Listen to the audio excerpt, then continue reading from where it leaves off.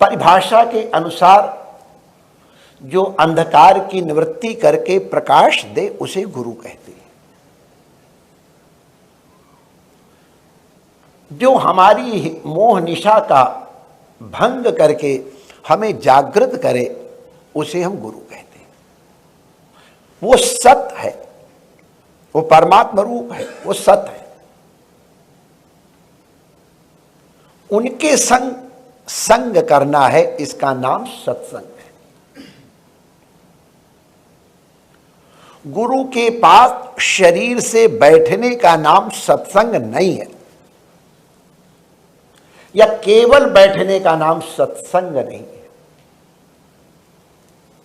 क्योंकि कई बार हम लोग गुरुजनों के पास बैठे होते हैं तो हम सत्संग नहीं करते हैं, हम कुछ और के साथ ही संग करते हैं। इनके पास कौन आया, किस प्रकार से आया, इनका आचरण कैसा है, ये गुरु के अतिरिक्त दृष्टि जाने के कारण मनुष्य संदेह से भर जाता है। उत्तम शिष्य जो समर्पित होके आया है वो संदेह रहित होता है। लेकिन संदेह राहित्य इतना सुगम नहीं है, सत्संग इतना सहज नहीं है, दुर्लभ है। दुर्लभम त्रयमेवेतत्, तीन चीजें दुर्लभ है, मनुष्यत्व, मुमुक्षुत्व और सबसे बढ़कर के महापुरुष संशय। तो महापुरुष के संशय का तात्पर्य क्या है कि हम गुरु को देखें, गुरु के आसपास को न देखें, उनके आचरणों को न देखें, उनके शरीर पे भी बहुत दृष्टि न हो। जब तक ये दृष्टि नहीं बनती है तब तक संदेह और श्रद्धा का द्वंद्व चलता है। और घबराना नहीं, ये द्वंद्व स्वाभाविक है।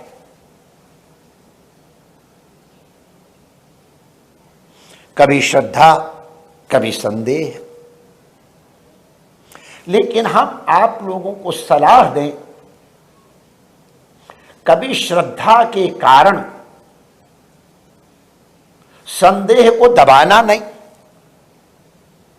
क्योंकि अगर संदेह को दबाने में आप परिश्रम करोगे तो आपकी श्रद्धा शिथिल हो जाएगी।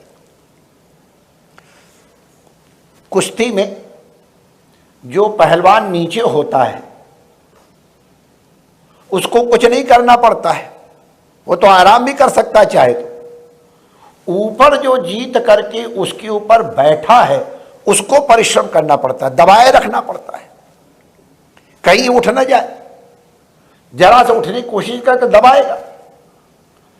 इस परिश्रम के कारण ऊपर वाला पहलवान कई बार थक जाता है और नीचे वाला पहलवान ये अवसर देख करके और उसको पटक देता है। तो इसलिए संदेह के ऊपर आघात मत करो, उससे युद्ध मत करो, अपनी श्रद्धा को बढ़ाने की चेष्टा करो। लेकिन स्वाभाविक है ये इतना सहज नहीं होता है, इसलिए कई प्रकार के नाटक गुरुजनों को करने पड़े हैं, करने पड़ते हैं और भविष्य में भी करने पड़ेंगे। तुम्हारा चेहरा दर्पण है तुम्हारे मन का।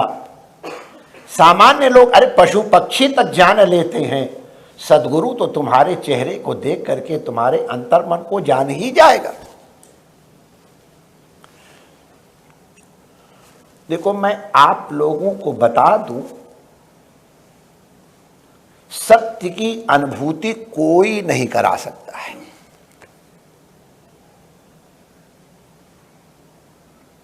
मैं हूं इसका ज्ञान कौन कराएगा?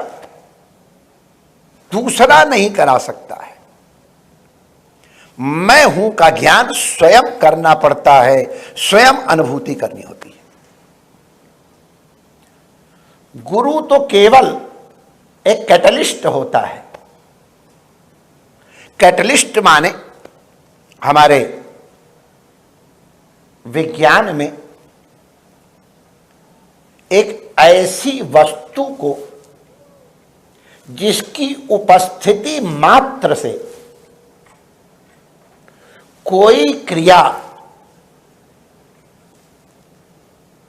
बढ़ जाए, घटने लगे, उस वस्तु को कैटलिस्ट कहते हैं। जैसे ऑक्सीजन बनाने के लिए 2KClO3 को करते हैं, लेकिन उसके साथ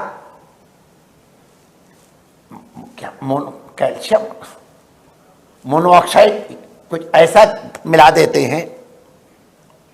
अगर वो नहीं मिलाते हैं तो ऑक्सीजन बनने की क्रिया 2KClO2 ऐसे करके शायद कुछ है, तो उस कैटलिस्ट के न रहने पे ऑक्सीजन बनने की क्रिया बहुत धीमी होती है, लगभग नहीं होती है। और वो कैटलिस्ट को उसके संग जोड़ दिया जाता है तो केमिकल रिएक्शन बहुत तीव्र हो जाता है, ऑक्सीजन बन जाती है। लेकिन वो जो कैटलिस्ट है वो वहीं का वहीं बचा रहता है। ऑक्सीजन बनने के बाद भी वो कैटलिस्ट वहीं का वहीं रहता है, उसमें कोई परिवर्तन नहीं होता है। कैटलिस्ट के कारण ऑक्सीजन बनने की क्रिया, रासायनिक क्रिया तीव्र हो जाती है। तो गुरु केवल कैटलिस्ट है। आपकी क्रिया स्वयं होगी, जो प्रतिबंध हैं वो निवृत्त हो जाएं। तो ये गुरु रात्रि में क्या खाता है? दरवाजा बंद करके क्यों खाता है? संदेह हुआ। गुरु क्या करता है? गुरु जाने, गुरु का काम जाने। वो नरक जाएगा, स्वर्ग जाएगा, हमको तो अपना काम निकाल लेना है। लेकिन लोग अरे माल खाता होगा, क्या पता बादाम का हलवा, क्या पता कुछ और न खाता हो। लोगों को संदेह हुआ। शिष्यों ने सलाह की, दो जनों ने निर्णय किया हम लोग इसका पता लगाएंगे। तो गुरु की कुटिया में छेद कर दिया। उस समय कैमरे की व्यवस्था नहीं थी, नहीं तो शायद वही लगा देते या वो लगा देते कोई। तो वो आज छिप के हम लोग देखेंगे क्या करता है गुरु, क्या मालदार खाता है, क्या ऐसी चीज खाता है जिसको छिपा के रखता है। तो वो दोनों जिस तरह छेद थे, उधर की तरफ गुरुजी ने पीठ कर ली और लगे खाने। संदेह प्रबल हुआ। गुरु के दरवाजे को धक्का मार के खोला, देखा गुरु भोजन कर रहे हैं, लेकिन जैसे इनको देखा अपने कपड़े से अपना भिक्षा का पात्र ढक लिया। शिष्य ने कहा आप छिपा क्यों रहे हैं? आप क्या खा रहे हैं? रात्रि में क्यों खा रहे हैं? दरवाजा बंद करके क्यों खा रहे हैं? हमारे आते ही आपने इसको ढक क्यों लिया? गुरु ने कहा बच्चा, ये तुम्हारे देखने लायक नहीं है। हाँ, यही तो हम भी कह रहे थे, हमारे देखने लायक नहीं है। नहीं, हम तो अब अवश्य देखेंगे। जबरदस्ती उघाड़ करके देखा तो भिक्षा पात्र में जो भंडार में भोजन बना था, सब्जी जो अमनिया की गई थी, उसके छिलके, उसके कुछ टुकड़े, कुछ सड़े गले पत्ते भी उबाल करके रखे हुए थे और गुरु उनका भोजन कर रहा था। अब शिष्यों को आश्चर्य हुआ, ये बची बचाई सड़ी सड़ाई सब्जी के छिलके इनको उबाल के खा रहे हैं, इसमें छिपाने की क्या बात है? तो गुरु ने कहा, केवल व्यभिचार ही नहीं छिपाया जाता है, अपने गुणों को भी छिपा के रखना पड़ता है। अगर तुम लोगों को पता चल जाता कि मैं ये खा रहा हूं, तो आप लोग जो जबरदस्ती हमको वो भोजन करने के लिए बाध्य करते। मुझे अब केवल शरीर को धारण करने के लिए भोजन चाहिए, इससे हमारा अभीष्ट पूर्ण हो जाता है, इसलिए मैं परिग्रह नहीं लेना चाहता हूं। इन छिलकों से, इन पत्तों से कोई परिग्रह नहीं होगा। रात्रि में एकांत में बैठ करके मैं इसका आहार कर लेता हूं, हमारा शरीर स्वस्थ रहता है। माय डियर, जिनको अपने को बड़ा दिखाना है वो अपने गुणों को प्रकाशित करेंगे, दुर्गुणों को छिपाएंगे। और जिनको इस तरह की आवश्यकता नहीं, परिपूर्ण है, उनके दुर्गुण अगर प्रकाशित हो तो कोई बात नहीं है, सद्गुणों को वो आवृत रखने की कोशिश करते हैं, क्योंकि प्रशंसा होने से उसके पुण्य क्षय हो। तो कैसे करोगे? दरवाजा बंद करके माल उड़ा रहा है। इस संदेह के कारण, इस आचरण के कारण वो गुरु के समीप नहीं थे, वो गुरु के आचरण के समीप थे, गुरु के व्यवहार के समीप थे।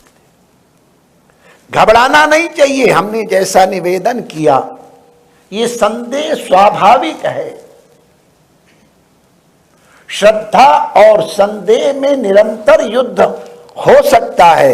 आप समझदार लोग हो, श्रद्धा जबरदस्ती लाद करके अपने संदेह को दबाने की कोशिश मत करना। अगर संदेह को दबाने की कोशिश करोगे तो every action has got equal and opposite reaction. श्रद्धा की ओर ध्यान दो, संदेह की उपेक्षा करो। जिसकी ओर तुम ध्यान दोगे वो विकसित होगी, जिसकी ओर तुम ध्यान दोगे वो प्रसन्न होगा। प्रसन्नता का तात्पर्य उद्भव होगा कि उसको अपने आप प्रकृति उपदेश देने लगती है। अपने में योग्यता प्राप्त हो तो ये सत्य अपने आप अवतरित होने लगता है, उसके लिए प्रयास नहीं करना पड़ता है। गुरु ने कहा तू ब्रह्मविद दिखाई पड़ता है। शिष्य ने कहा गुरुदेव आपकी आज्ञा का पालन करने में मुझे परम संतोष रहा। यद्यपि इन्होंने हमको उपदेश दिया है, लेकिन बिना आपके उपदेश के हमारी विद्या परिपूर्ण नहीं होगी। मैं परिपूर्ण सशक्त होके आपके पास सत्य की अनुभूति के लिए आया हूं। गुरु अत्यंत प्रसन्न। ज्ञान दो प्रकार से होता है, देखो एक चीज ध्यान रखना। एक जिज्ञासा होती है और एक मुमुक्षा होती है। जिज्ञासा माने क्वेरीज होती है, ये कैसे हुआ, ये कैसे हुआ। जैसे छोटे छोटे बच्चे कभी कभी पूछते ये पेड़ लंबे क्यों हो रहे हैं, ये चिड़िया उड़ कैसे रही है, तो उनको केवल क्या उसके बाद तुरंत भूल जाएंगे शायद। तो गुरुदेव मैंने परोक्षानुभूति तो प्राप्त की है, आपसे अपरोक्षानुभूति की प्राप्ति करनी है। गुरुदेव ने देखा योग्य है, तत्काल उसे ज्ञान की प्राप्ति हो गई। वो इतना बड़ा ऋषि हुआ, स्वयं गुरु बन गया। गुरु के पास शिष्य इसलिए बना जाता है कि तुम में गुरुत्व का आधान हो सके। आप गुरुत्व का आवरण करेंगे तो नाटक करेंगे, गुरुत्व का आधान होना चाहिए। जो प्रतिबंध हैं उनको निवृत्त करना चाहिए। जिस दिन परिपूर्ण श्रद्धा हो जाएगी उस दिन अपने आप परिपूर्णता की उपलब्धि हो जाएगी, परिपूर्ण प्रकाश प्राप्त हो जाएगा। गुरु पूर्णिमा के दिन गुरु पूजा का कारण यही है कि जिस दिन चंद्रमा परिपूर्ण है, परिपूर्णता की प्राप्ति के हेतु परिपूर्ण श्रद्धा पूर्वक अपने गुरु की चरण की शरण में जाओ। ये पूजन इत्यादि माध्यम हैं अपनी श्रद्धा को प्रकट करने।